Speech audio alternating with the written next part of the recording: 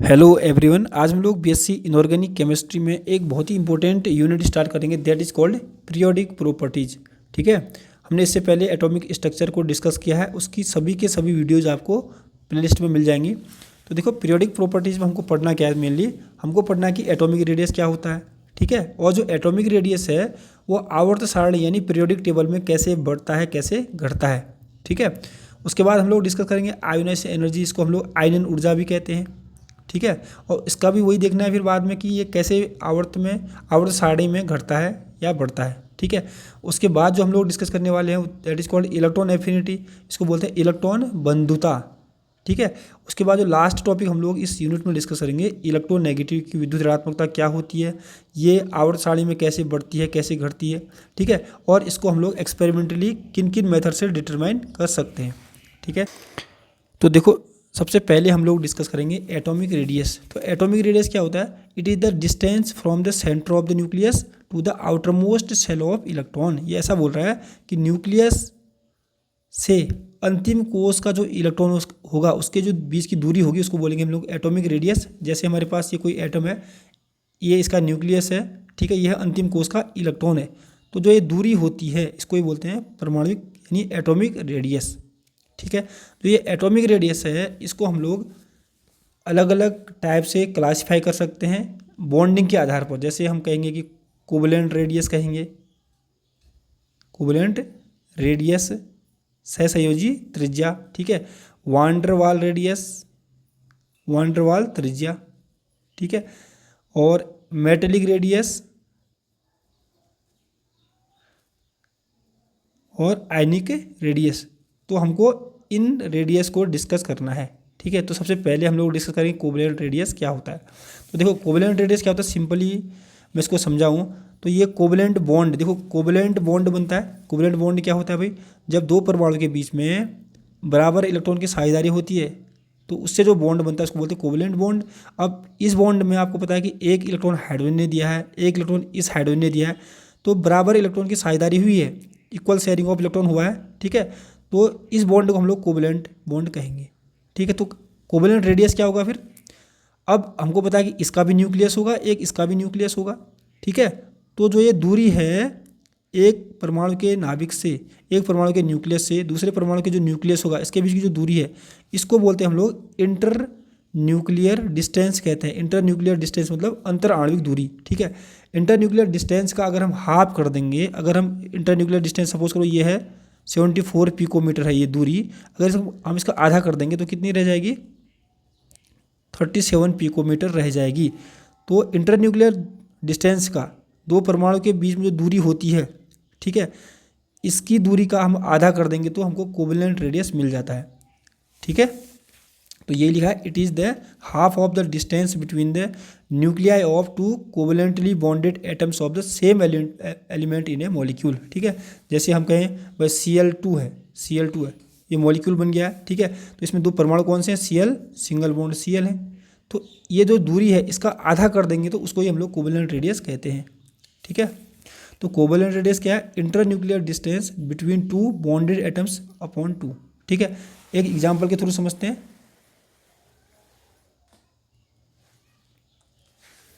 तो देखो, ये है हाइड्रोजन मॉलिक्यूल, हाइड्रोजन मॉलिक्यूल का एक हाइड्रोजन ये है, एक हाइड्रोजन ये है, तो इनके बीच की जो दूरी है इसको बोलेंगे इंटर न्यूक्लियर डिस्टेंस। इसको ये कितनी है? 74 पिकोमीटर है। ठीक है, इसका आधा कितना होगा भाई? 37 पिकोमीटर होगा, जैसे ये लिखा हुआ है ना, इसको ही क्या बोलेंगे? Covalent radius. ठीक है, ऐसे हम लोग सेकंड डिस्कस करने वाले हैं वान डेर वाल रेडियस। तो देखो, वान डेर वाल रेडियस क्या होता है? सपोज दैट हमारे पास दो मॉलिक्यूल है, दो मॉलिक्यूल है Cl2 और Cl2 है। ठीक है, और सॉलिड स्टेट में, ठोस अवस्था में, तो इसमें क्या होगा? अगर हम इस Cl2 को ऐसे लिख सकते हैं, Cl सिंगल बॉन्ड Cl लिख सकते हैं। ठीक है, और इसको भी हम लोग Cl सिंगल बॉन्ड Cl लिख सकते हैं। समझ रहे हो? तो आप देखो, दो मॉलिक्यूल हैं, एक Cl2 ये है, एक Cl2 ये है, इनके में वो एटम देखो जिनके बीच में बॉन्ड नहीं बना है। ठीक है, तो इस Cl और इस Cl के बीच में बॉन्ड नहीं बना है तो इसको बोल देंगे नॉन बॉन्डेड एटम्स।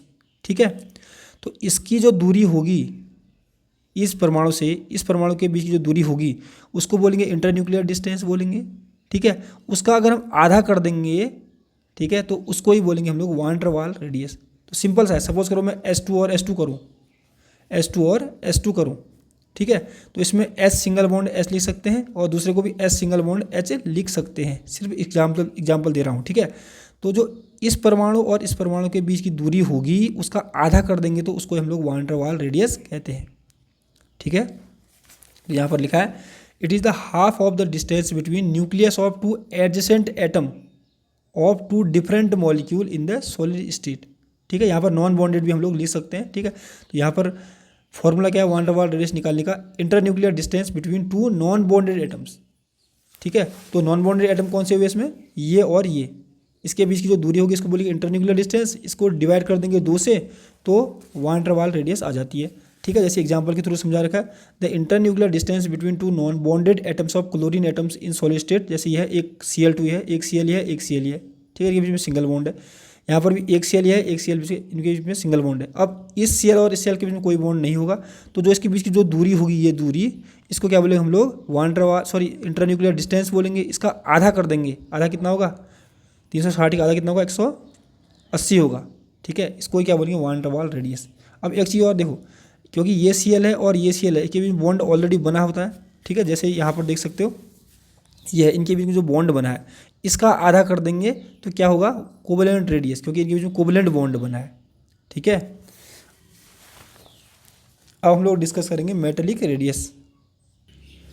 तो देखो मेटेलिक रेडियस क्या होता है, it is 1/2 of the distance between the two adjacent atoms of metal in A metallic lattice. हमारे पास कोई मेटल है, ठीक है, ये मेटल है पूरा, इसमें जो 2 मेटल होंगे, ठीक है, 2 मेटल अगल बगल वाले जो मेटल होंगे उनके बीच की जो दूरी होगी उसका आधा कर देंगे तो वही मेटेलिक रेडियस होती है। तो ये लिखा हुआ example, the distance between two adjacent copper in metallic copper is 256 picometre, तो उसका आधा कर देंगे तो कितना आएगा 128 पिकोमीटर। इसको क्या बोलते हैं metallic radius. Atomic radius discuss करने के बाद अब हम लोग डिस्कस करेंगे variation of atomic radius in periodic table, ठीक है। आवर्त सारणी में परमाणु त्रिज्या एटॉमिक रेडियस कैसे घटती है, कैसे बढ़ती है, ठीक है। हमको पता होता है कि भाई जो आवर्त सारणी होती है उसमें पीरियड कितने होते हैं 7 होते हैं, ये तिरछे वाले होते हैं, ये पीरियड होते हैं, मतलब आवर्त होते हैं 7, ठीक है। और ग्रुप ऊपर से नीचे के जो कॉलम होते हैं ग्रुप होते हैं 18, ठीक है। तो सबसे पहले देखते हैं इन पीरियड। तो क्या होता है कभी भी पीरियड में क्या होता है, लेफ्ट, ये लेफ्ट है, ये राइट है, लेफ्ट टू राइट जाने पर एटॉमिक रेडियस घटेगा भाई, ठीक है। घटेगा कैसे अभी एक्सप्लेन करने वाले हैं, ठीक है। तो देखो कभी भी क्या होता है, मैं इसको यहाँ 2 एग्जांपल लेके समझाता हूँ, ठीक है। जैसे लिथियम और बेरिलियम का ले लिया मैंने, ठीक है। तो देखो लिथियम थोड़ा समझना, इसको पूरा बेसिक से स्टार्ट कर रहे हैं। लिथियम है, ये हमारे पास है, बेरिलियम है, ठीक है। कभी क्या होता है इसमें इलेक्ट्रॉन कितने हैं भाई 3 हैं, तो इलेक्ट्रॉनिक विन्यास निकालेंगे, इलेक्ट्रॉनिक कन्फिगरेशन निकालेंगे, 1s2 2s 1 आएगा, ठीक है। यहाँ पर क्या आएगा 1s2 2s 2 आएगा। तो यहाँ पर पहले कोष में कितने इलेक्ट्रॉन हैं 2 इलेक्ट्रॉन। देखो पहला कोष क्यों कह रहा हूँ, पहला सेल, इलेक्ट्रॉन ऊपर के होते हैं, ये होते हैं 2, ठीक है। ये दूसरा कोष है क्योंकि आगे से 2 लगाया, इलेक्ट्रॉन ऊपर के होते हैं तो 1। तो पहले कोष में 2 इलेक्ट्रॉन, दूसरे कोष में 1 इलेक्ट्रॉन है, ठीक है। सेम बेरिलियम में पहले कोष में 2 इलेक्ट्रॉन, दूसरे कोष में भी 2 इलेक्ट्रॉन है, ठीक है। मतलब कि जब हम पीरियड में जाएंगे, ये पीरियड है, ठीक है, जब हम पीरियड में लेफ्ट टू राइट जाएंगे, जब पीरियड में कोई भी एलिमेंट, कोई भी परमाणु या कोई भी तत्व तभी रखे होते हैं जब उनमें कोषों की संख्या बराबर होगी। भाई कोष क्या होते हैं, जैसे सपोज करो मैंने लिथियम बना लिया, लिथियम ये बना लिया, इसके चारों तरफ कितनी लेयर होंगी 2 होंगी, मतलब इनको कोष बोलते हैं। पहले कोष में कितने इलेक्ट्रॉन है 2 इलेक्ट्रॉन है, दूसरे कोष में कितने इलेक्ट्रॉन है 1 इलेक्ट्रॉन है, ठीक है। सेम ऐसे ही बेरियम की बात करेंगे तो बेरियम को बनाओगे तो एक कोष ये हो गई, इसमें 2 इलेक्ट्रॉन है, देख सकते हो 2 इलेक्ट्रॉन, दूसरे कोष में भी 2 इलेक्ट्रॉन है, तो ये होते हैं कोष, ठीक है। तो कभी भी पीरियड में लेफ्ट टू राइट जाने पर कोषों की संख्या तो समान रहती है, इतना याद रखना। इसमें भी 2 कोष होंगे तो इसमें भी 2 कोष होंगे भाई, सभी में 2-2 कोष होंगे, ठीक है। तो atomic radius left to right जाने पर घटता क्यों है, वो है उसका कारण है न्यूक्लियर चार्ज यानी नाभिकीय आवेश, ठीक है। तो देखो एटॉमिक नंबर कितना होता है लिथियम का 4 होता है, सॉरी 3 होता है, ठीक है। बेरियम का 4 होता है। तो जो एटॉमिक नंबर है मतलब परमाणु क्रमांक है, इसको ही प्रोटॉन बोलते हैं, इसको यही क्या है इलेक्ट्रॉन है, ठीक है। तो जितने प्रोटॉन होते हैं, प्रोटॉन कितने 3 हैं, तो वही न्यूक्लियर चार्ज होता है। क्योंकि न्यूक्लियस पर प्लस चार्ज होता है तो क्या लिखा +3 +4 +5 +6 +7 +8 +9 +10, ठीक है। तो देखो जैसे जैसे हम लोग लेफ्ट टू राइट जा रहे हैं तो न्यूक्लियर चार्ज क्या हो रहा है बढ़ रहा है, ठीक है। न्यूक्लियर चार्ज के बढ़ने से क्या होगा मैं आपको बता रहा हूँ। देखो सपोज करो मैंने लिथियम लिख दिया भाई, ठीक है। लिथियम पर कितना न्यूक्लियर चार्ज है, +3 है, ठीक है। और बेरिलियम लिख दिया, इस पर प्लस चार्ज कितना है, मतलब न्यूक्लियर चार्ज कितना है, +4 का है। तो इसको मैं बनाता हूँ एक बार, ठीक है। तो +3 मैंने केंद्रक पर न्यूक्लियर चार्ज, मतलब न्यूक्लियस पर कितना चार्ज है, +3 है, ठीक है। तो ये न्यूक्लियस हो गया, याद रखो ये पूरा न्यूक्लियस है। अब न्यूक्लियस है, इसमें कितनी सेलें बनी थी, 2 सेलें बनी थी, एक सेल तो ये मान ली हमने, एक सेल ये मान ली, ठीक है। पहले सेल में कितने इलेक्ट्रॉन है, 2 इलेक्ट्रॉन है। दूसरे में कितने हैं, 1 है। सेम बेरिलियम का बनाएंगे तो बेरिलियम में कितना है न्यूक्लियर चार्ज, +4 है। इसमें हमने एक सेल तो ये मान ली, एक सेल ये मान ली भाई, 2 ही सेल तो है, एक सेल 2 सेल, तो 2 लेयर बना दी ना मैंने, इसको तो न्यूक्लियस मान रखा है।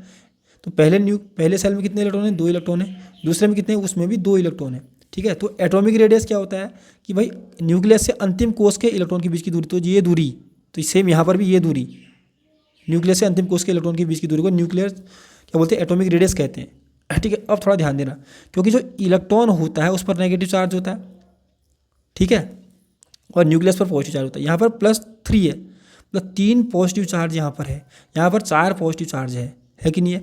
तो जो कभी भी याद रखो, जितना ज़्यादा पॉजिटिव चार्ज होता है वो इलेक्ट्रॉन को, क्योंकि इलेक्ट्रॉन पर नेगेटिव होता है, उसको अपनी तरफ ज़्यादा अट्रैक्ट करता है, अपनी तरफ ज़्यादा खींच देता है। तो +4 जो न्यूक्लियर चार्ज है वो इलेक्ट्रॉन को अपनी तरफ जल्दी, मतलब ज़्यादा खींच देगा। ज़्यादा खींचने से क्या होगा कि जो दूरी है इलेक्ट्रॉन और न्यूक्लियस के बीच की दूरी वो घट जाएगी, क्योंकि जो इलेक्ट्रॉन है वो इसके नज़दीक आ जाएगा, क्योंकि न्यूक्लियस को ज़्यादा खींच रहा है, अपनी तरफ खींच रहा है, ठीक है। सपोज करो यहाँ पर आ गया है, ठीक है, तो फिर ये वाली दूरी नापनी पड़ेगी हमने इलेक्ट्रॉन की। सेम यहाँ पर की बात करें तो यहाँ पर +3 चार्ज है, प्लस मतलब कम प्लस चार्ज है, वो इलेक्ट्रॉन को कम खींच पाएगा। अगर कम खींच पाएगा, सपोज करो इसने इलेक्ट्रॉन को यहाँ तक खींचा, तो ये दूरी भी क्या होगी, ज़्यादा होगी इसके कंपेयर में। इसमें क्या होगी, जो दूरी होगी इलेक्ट्रॉन के बीच की दूरी खींचने के बाद वो घट जाएगी, और घट जाएगी तो भाई एटॉमिक रेडियस क्या होता है, ये तो होता है एटॉमिक रेडियस। एटॉमिक रेडियस भी तो घटेगा, एटॉमिक रेडियस भी तो डिक्रीज होगा, ठीक है, जिससे साइज भी घट जाता है, याद रखना। तो देखो, तो लिथियम और बेरिलियम में कौन छोटा, बेरिलियम छोटा। क्यों छोटा, क्योंकि इसके पास जो न्यूक्लियर चार्ज +4 है, इसने अंतिम कोष के इलेक्ट्रॉन को अपनी तरफ ज़्यादा खींच दिया। ज़्यादा खींचने से उसका आकार घट जाता है, सिकुड़ जाता है, ठीक है। सेम अगर हम बात करें बेरिलियम और बोरॉन में कौन छोटा कौन बड़ा, तो बड़ा कौन होगा, कभी बेरिलियम होगा, ठीक है, और छोटा कौन सा होगा, बोरॉन होगा, क्योंकि इस पर न्यूक्लियर चार्ज क्या है, +4 है।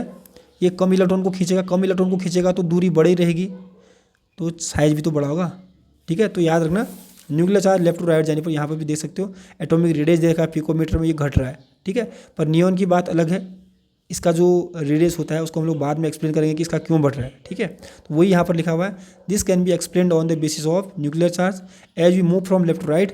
जैसे हम लोग लेफ्ट टू राइट जाते हैं, न्यूक्लियर चार्ज बढ़ता है। न्यूक्लियर चार्ज बढ़ने से क्या होगा कि न्यूक्लियस का अंतिम कोष के इलेक्ट्रॉन के लिए आकर्षण बढ़ जाएगा, वो मैंने अभी आपको समझाया, जिससे क्या होगा, एटॉमिक रेडियस घट जाता है, ठीक है। तो याद रखो, पीरियड में एटॉमिक रेडियस घटेगा लेफ्ट टू राइट जाने पर।